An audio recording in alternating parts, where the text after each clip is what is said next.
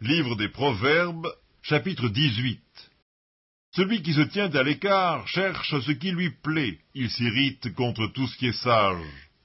Ce n'est pas à l'intelligence que l'insensé prend plaisir, c'est à la manifestation de ses pensées.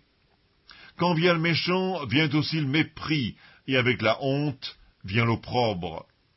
Les paroles de la bouche d'un homme sont des eaux profondes, la source de la sagesse est un torrent qui jaillit. Il n'est pas bon d'avoir égard à la personne du méchant pour faire tort au juste dans le jugement. Les lèvres de l'insensé se mêlent aux querelles, et sa bouche provoque les coups. La bouche de l'insensé cause sa ruine, et ses lèvres sont un piège pour son âme. Les paroles du rapporteur sont comme des friandises, elles descendent jusqu'au fond des entrailles. Celui qui se relâche dans son travail est le frère de celui qui détruit. Le nom de l'Éternel est une tour forte, le juste s'y réfugie et se trouve en sûreté. La fortune est pour le riche une ville forte, dans son imagination c'est une haute muraille. Avant la ruine, le cœur de l'homme s'élève, mais l'humilité précède la gloire.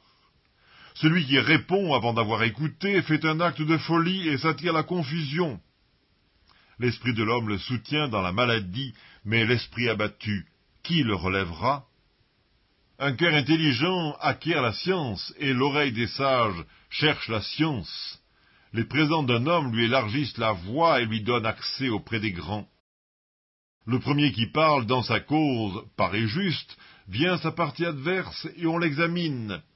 Le sort fait cesser les contestations et décide entre les puissants. Des frères sont plus intraitables qu'une ville forte, et leurs querelles sont comme les verrous d'un palais. C'est du fruit de sa bouche que l'homme rassasie son corps, c'est du produit de ses lèvres qu'il se rassasie. La mort et la vie sont au pouvoir de la langue, quiconque l'aime en mangera les fruits. Celui qui trouve une femme trouve le bonheur, c'est une grâce qu'il obtient de l'Éternel. Le pauvre parle en suppliant, et le riche répond avec dureté.